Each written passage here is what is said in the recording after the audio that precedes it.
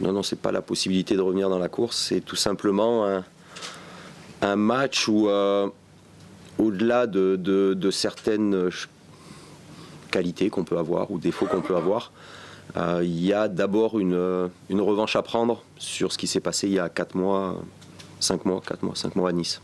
C'est un angle, ça, une revanche. C'est le premier angle. Vous avez affiché l'article? Non, on l'a brûlé depuis. Ils se doivent une revanche par rapport à eux-mêmes, par rapport... Ça sera certainement une équipe complètement différente de ce qu'on a eu au match aller, enfin nous, mais ça fait tâche. Dans une saison, ça fait tâche. C'est aussi le discours des joueurs, c'est une question du staff. Vous avez palpé ça? Ça a été notre discours, mais je pense qu'ils ont aussi, quelque part, ils l'ont encore au fond d'eux. Ouais. Vous avez impressionné contre Marseille? Ça va, merci. Pardon? Vous avez impressionné contre Marseille ce soir? C'était une bonne équipe de Nice, oui, même si je pense que sur ce match, Marseille aurait dû gagner par rapport à toutes les occasions qu'ils ont eues, mais Nice avait une maîtrise de jeu très intéressante. Oui. Est-ce qu'elle est moins forte sans Ben Arfa? Oui. Mais elle n'en est pas moins dangereuse. Mais forcément, il y a moins de technique en mouvement, même si Bodmer, on l'a vu contre Marseille, c'est un très bon relais, mais il n'a pas forcément la même capacité à se projeter que peut l'avoir un Ben Arfa. Ça vous surprend qu'ils soient encore là, les Niçois? Pourquoi? Non, on ne les mettait pas forcément dans les 4 premiers, quoi, tout au long d'un championnat. Oui. Après, c'est une équipe qui a été plutôt épargnée par les blessures, qui n'a pas eu beaucoup de matchs à jouer cette année, qui a trouvé, grâce à un super, à mon avis, travail de l'entraîneur, qui a su trouver une cohésion et une cohérence dans leur jeu dès le début. Et donc non, c'est pas une surprise. C'est une équipe épargnée par les blessures, contrairement aux Girondins. L'infirmerie est bien pleine. Où en êtes-vous? Où en sont les joueurs sur le point de revenir? J'ai plus assez de doigts. Donc il n'y a pas de points pour l'instant. On ne devrait pas en avoir beaucoup plus qu'on avait le week-end dernier. Voilà. Pablo, c'est trop juste? Oui. Jutier. Ça risque d'être juste aussi. Tout le monde est sur du moyen terme, au niveau de la perspective de reprise. Plus ou moins. Parce qu'ils ont été tous arrêtés Plus ou moins. d'un mois. Oui. Donc, après, on sait qu'il y a des joueurs qui sont plus vite, qui reviennent plus vite de blessures que d'autres, dès qu'ils remettent les pieds sur le terrain. On sait que Yaro en a pour quelques semaines, mais on sait aussi qu'Yaro, en une semaine de travail, il est capable de se remettre très très vite à niveau. C'est peut-être plus difficile pour des joueurs comme Pablo, par exemple, qui ont une masse athlétique beaucoup plus importante. Nice a récupéré par contre Pléa, qui apporte énormément de profondeur dans le jeu de cette équipe. Est-ce qu'il y aura un travail particulier justement pour contrer cet aspect du jeu niçois? Non, je pense qu'aujourd'hui, au contraire, c'est Nice qui devrait s'occuper d'essayer de contrer les Girondins de Bordeaux. On a beaucoup entendu, on a beaucoup lu depuis plusieurs mois, mais il ne faut pas oublier qu'on a la 4e meilleure équipe à domicile et qu'on a la 4e ou 5e, je crois, meilleure attaque du championnat. Ce qui fera taire, je pense, une bonne fois pour toutes, les détracteurs sur la qualité de notre jeu. Parce que, après, ce n'est que de l'interprétation, mais il y a des chiffres et il y a des faits qui, eux, ne sont pas interprétables, qui sont, par rapport à ce match à domicile, le classement à domicile et le nombre de buts marqués.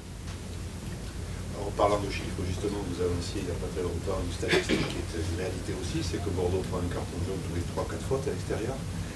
La façon dont vous avez été arbitré à Guingamp, vous ramenez 2 blessés, Guingamp prend un carton à la 96e, ça vous laisse de marbre? De marbre, non. Ça me laisse... La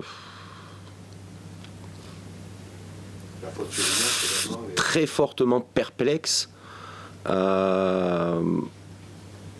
sur ce qui nous arrive ou sur ce qui arrive à d'autres équipes. Voilà. Mais je sais pas. J'ai pas envie de rentrer dans le même débat qu'ont pu avoir certains présidents ou entraîneurs dans les derniers mois en disant qu'ils se plaignaient de l'arbitrage. Oui, il y a beaucoup d'erreurs qui ont été faites. On était, je pense, sanctionnés très fortement, parfois à juste titre. Mais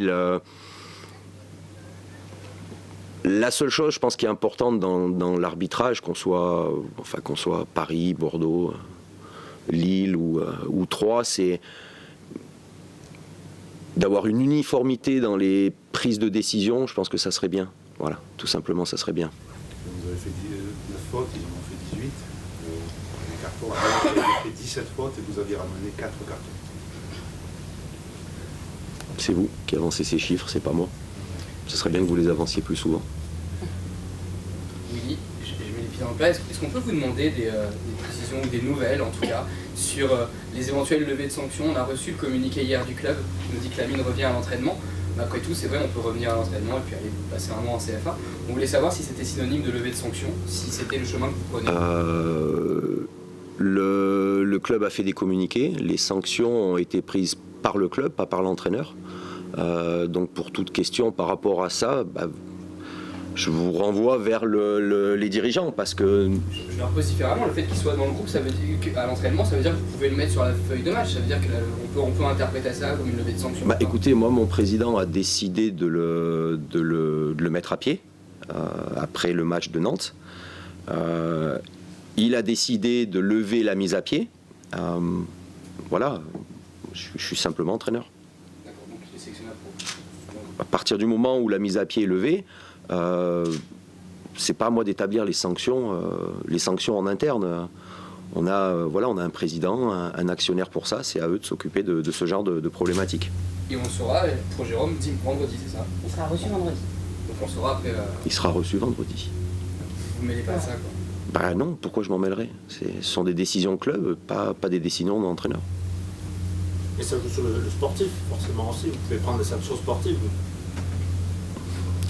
Mais il y a déjà des sanctions club qui sont prises. Le sportif, il est à l'intérieur du club. Donc à partir du moment où les dirigeants prennent une sanction, je ne vois pas pourquoi moi j'en prendrais d'autres.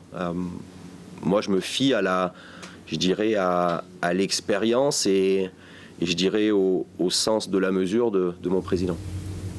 Sans parler de sanctions, l'entraîneur a quand même aussi son mot à dire, j'imagine, et écouter.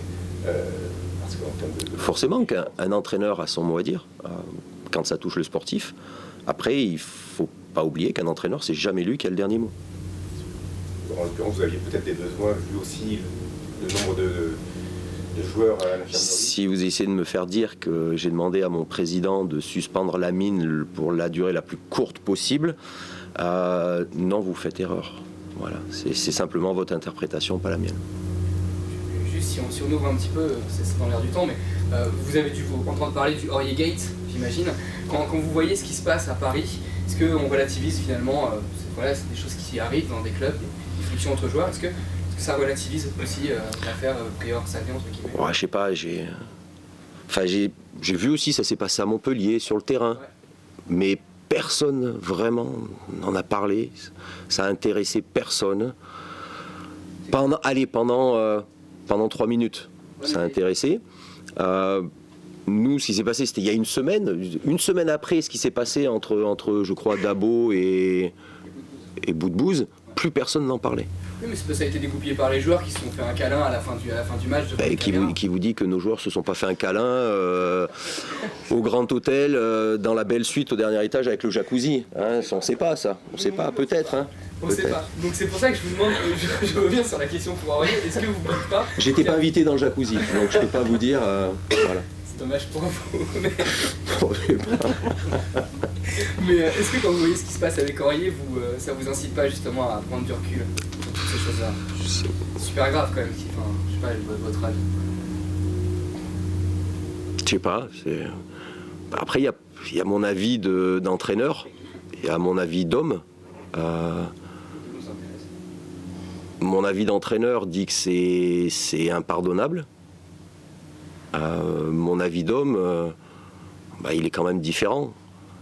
J'ai quand même vu certains ex-entraîneurs ou certaines personnes parler de prison. Enfin, c'est. Et il faut référence à Giroud. Ouais, mais dans quel monde on vit? ce qu'il a fait sportivement, dans la relation salarié-employeur ou salarié en dessous de sa hiérarchie, oui, c'est pas pardonnable. Après, humainement, comme je vous dis, on a tous fait des conneries, et on en fera encore tous. Le problème, c'est que dès que ça touche au foot, j'ai l'impression qu'à côté de ça, il y a 59 millions de personnes parfaites qui veulent tous donner leur avis, alors que ça ne concerne que le PSG, ça ne concerne que Serge Aurier, son entraîneur et sa direction. Il y aura forcément des sanctions aussi, mais ça s'arrête là. Je vois pas pourquoi on se mêlerait toujours de ce qui se passe dans la maison des autres. Peut-être que ça aussi, ça pose une autre question, celle des réseaux sociaux. Je sais que vous êtes un entraîneur plutôt jeune, peut-être plus à même de vous y connaître que certains vieux entraîneurs.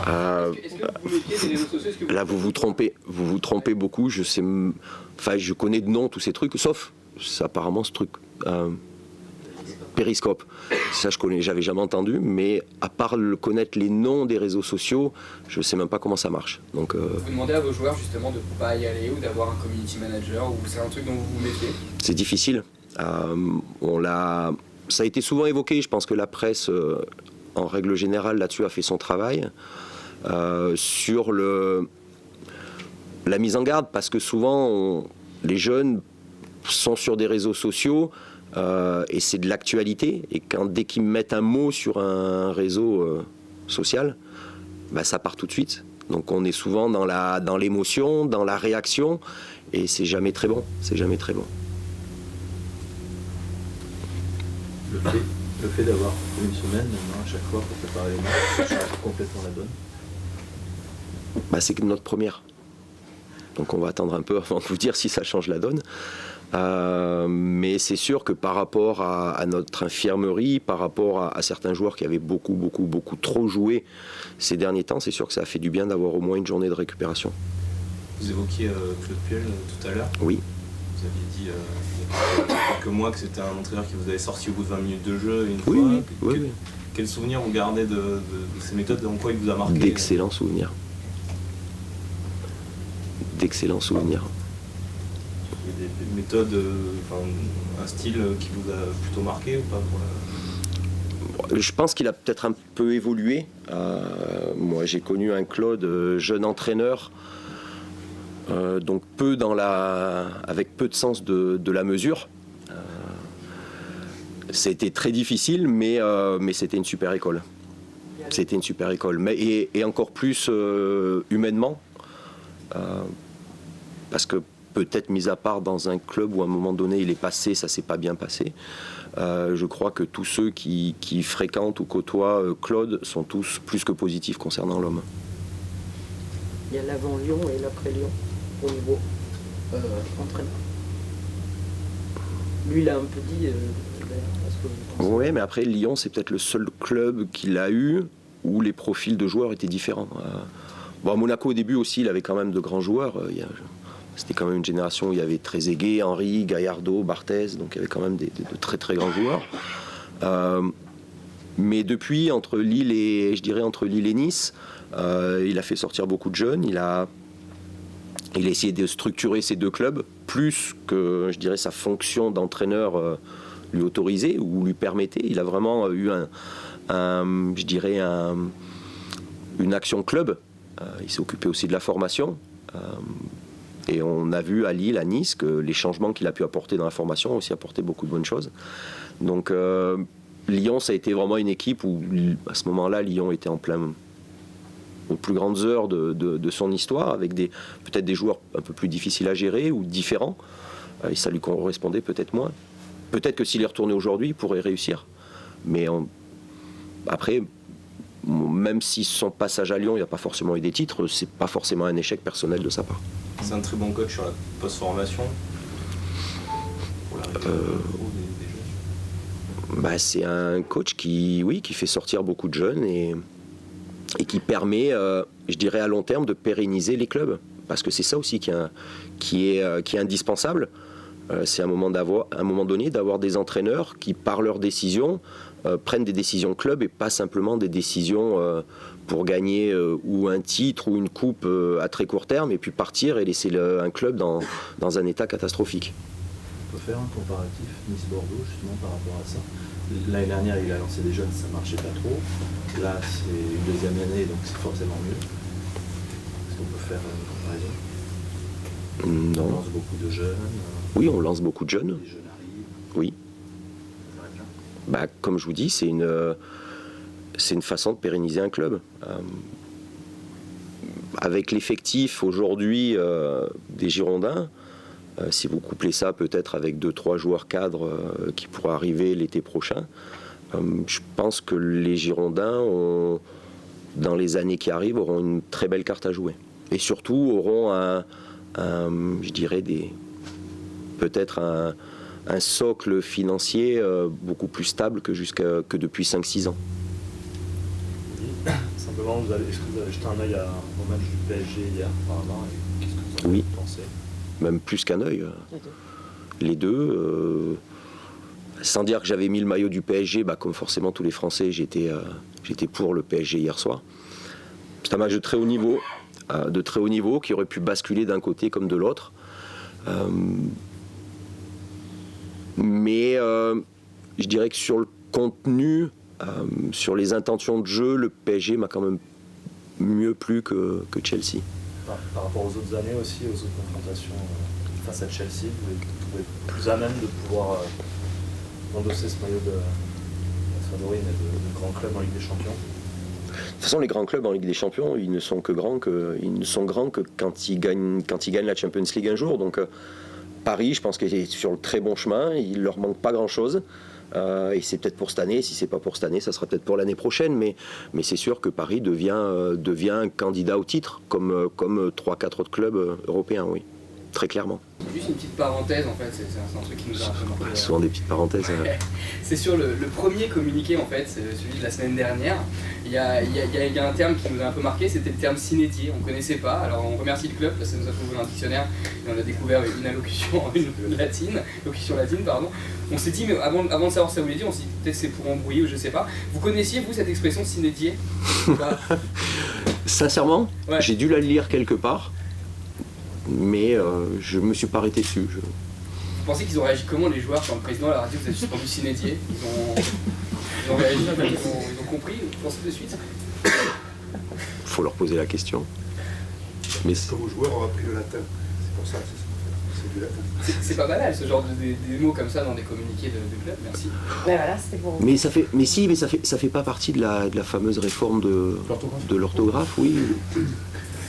Ouais, mais du latin comme ça dans les communiqués. Mais... Ou maintenant les gens qui parlaient plutôt français correctement, ça sera à eux de s'adapter. C'est peut-être pareil, je sais pas. Donc c'était pas une volonté d'embrouiller les joueurs ou de... Non, pas du tout. Ça pensait, ça c'est nous qui... Non. Vous êtes tordus. Hein. Ouais, tordus un peu. Non mais ça va, au moins on a tous appris quelque chose, quoi. Tant mieux. Et donc ça veut dire quoi cinédier au fait que vous l'aviez... Puisque moi j'ai pas été chercher la signification, vous avez été la chercher, ouais. Donc ça veut... Littéralement ça veut dire ne pas se donner de date. Cinédier, mais je sais pas dans quel sens... C'est l'absence, c'est ne pas se fixer. L'absence de date de... Voilà, dans la projection. D'accord. Vous pouvez traduire en français par jusqu'à nouvel ordre. Jusqu'à nouvel ordre. Ça faisait trop longtemps. Ouais, mais ça fait plus classe, cinédier. Ouais. Cinédier, ça fait plus, c'est un petit truc en plus. Ouais. C'est un petit peu plus de cachet. C'est bordelais. Voilà.